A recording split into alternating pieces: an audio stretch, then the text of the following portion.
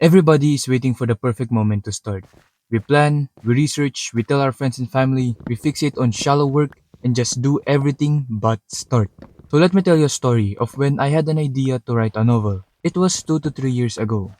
I was watching a YouTuber called Julian himself. I forgot what the video is titled, but I vaguely remembered it being a socialization stuff kind of talk. In that video, there is one concept that I remember. It goes, package your ideas with stories, or something like that.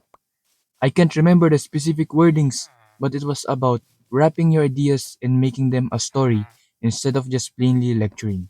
At the time, I had many ideas I wanted to share, and at the same time, I was inspired by some isekai anime, eventually giving birth to the idea that I should start writing a novel.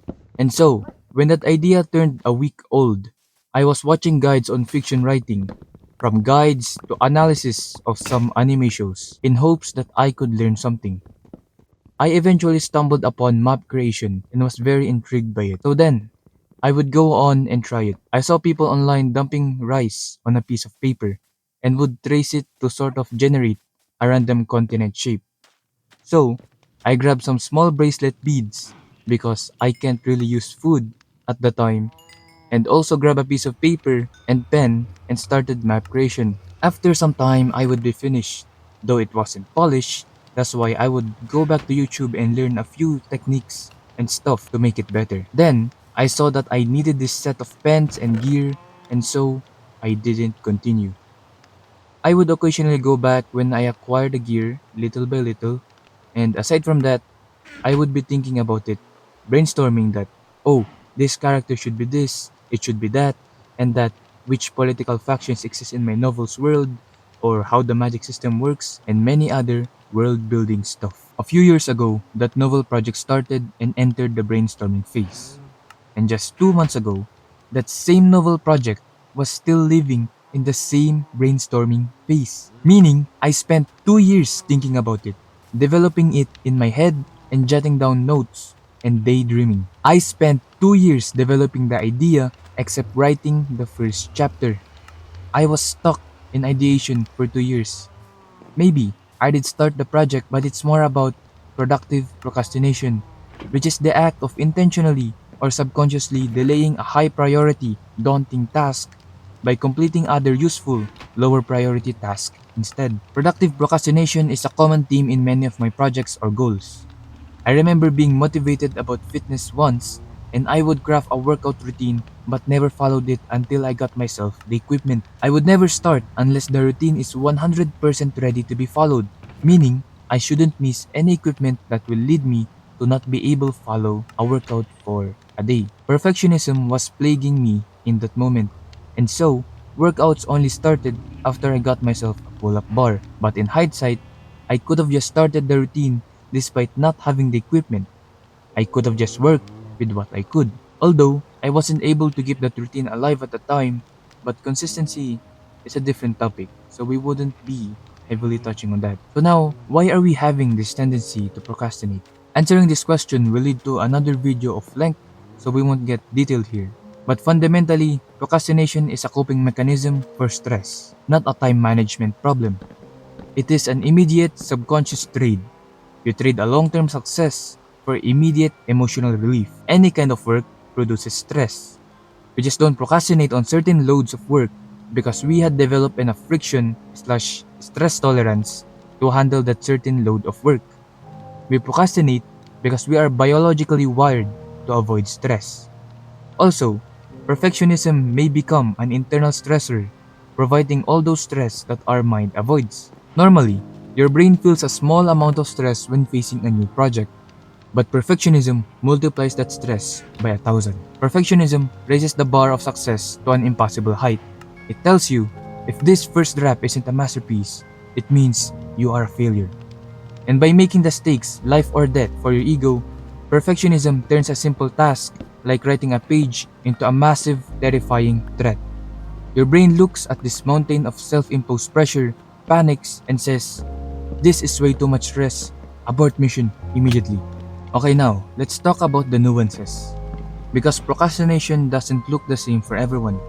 A few minutes ago, I told you the story of the birth of my novel project, and you may think that I did do what the title of this video says. Just start. And yes, I did start the novel project, but I focused on the low priority task. Ever heard about the 80-20 rule? It says 80% of the results you want comes from only 20% of the effort you put in. That's why you should identify which efforts and inputs are part of that 20%. In my case, my 20% was just plain old writing the actual book. Not planning, not being stuck in the world building disease, just writing. But I did anything except that. So here we are. We will have goals that we want to pursue. We would be motivated, so we search out the equipment. We would watch tutorials and guides. We would think, plan, and fantasize. We are afraid to start, thinking that our first debut must be flawless. So we try to control the uncertainty of the future, which is impossible by the way, and no one knows what the future holds or how it will play out. We would do anything except that 20% of meaningful input. We would pursue the other 80% of input and get the 20% of the results that we want and wonder why we are not making any progress. Our potential is betrayed in exchange of present comfort. There will be moments in our lives where we have a surge of motivation and a vision is revealed to us, where we would know what we want to do in life and what goals to pursue. And the fear of imperfection plagues those days, ruled it, causing us to delay until we can no longer. It doesn't have to be perfect, just start. A few years ago, I started with that novel idea. Although it was productive procrastination, I still think there was value there. I started within my comfort zone and never moved out until recently. And you may also do the same. Productive procrastination is better than procrastination. Doing a low priority task over a high priority task is better than doing non work activity over low priority task. I hope that makes sense. Just don't get stuck at productive procrastination, dear viewer, and don't just start, but start building a momentum towards doing that 20% of the 80-20 rule. This video is going places, but well, I can't just tell you to quote unquote just start. So here are some quick practical steps. Number 1, priming. Do the first step of the thing that you want to do, and that's it. You don't have to continue it. If you have to edit, just open the editing software, drag the main clip, and that's it. You can go do whatever afterwards. And what's the point of doing this? Well, the human mind is likely to do a task that it has already started compared to a task that has not been started. You can do priming literally how I phrased it, by just setting up the work and doing nothing else afterwards. But I know you wouldn't do that, bro. Because priming makes work easier. But I guarantee you that once that work is set up, you would want to work. Essentially, priming starts the momentum and makes the task you prime keep running in your head even though you are not doing that task.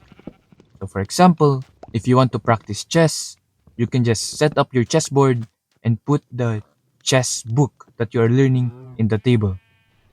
And even if you're away from that table where the chessboard is sitting, you would be thinking about the chess, the book, and the thing that you are going to be learning. And so that's more of how priming works. It makes you set up something, starts the momentum, and it makes you think of it, making you go back to the task and continue it because you have already started it. It can also be linked into the sunk cost fallacy. So, yeah, keep that in mind. The second tip is the messy first try. Identify a core task that represents 20% of that 80-20 rule and allow yourself to do that task in a messy way. So, record the first video, write the first chapter, do the first push-up even if it's messy. A few weeks before the upload of this video, I uploaded my first video in this channel. It was messy, it was unstructured, the Minecraft footage was so low resolution, and I wrote the script of that video on a whim. By all means, that first video of mine wasn't perfect. I could have chosen to not upload it and just mark it as a quote unquote learning experience and be satisfied with the bare benefit. I could have just shelved it and waited for myself to make a better quality video and then upload my first. But dude, I am a content creator and uploading a video is part of that 20% of the 2080 rule. So I did. I made the video and locked in the decision to upload it. I allowed myself to be messy, to fail, because ultimately, it is in the failures of the journey in which we learn the most. It was bad quality to be honest, and this fourth video might be longer, but it is still poorly unstructured, I can tell. But hey, what matters is the momentum. Focus on building it, and quality follows. They say quality over quantity, but really, quality comes from quantity. You get good at certain things the more you do it. The more quantity you have, the more failures you'll face, and by consequence, the more learning and quality improvement. If you made it this far, then I applaud you for having the retention to stay and watch another messy video of mine. And hopefully, I left an impact in some way. Because this time, I will try my best to not spend another 2 years in ideation. I will continue to pump videos and try to improve my craft. In the end of it all, what I learned is that most of the time, you probably have enough start. No need for all the equipment to be present or for the world building to be complete. You don't even need to know 100% of the mechanics of your craft. I am new to editing on desktop. Do I need to complete a full learning course on editing on laptop? Of course not. What I need is to just try. Start with what I know. And I may fail. I will fail. But that is how it is supposed to work. Every person's journey started awkward, difficult, and messy. And just know that yours will too. Don't be afraid, because this is what it means to live. It is to surf through the tidal waves of life. So, pick up that pen and draw. Open the Google Docs and write your first page. Pick up the mic and camera and hit record. Go sign for a gym membership. Bring your chessboard to the chess club. Print out that exam practice questionnaire and dabble with it. Whatever it is, just begin. But most importantly, God bless and Godspeed everyone. Bye.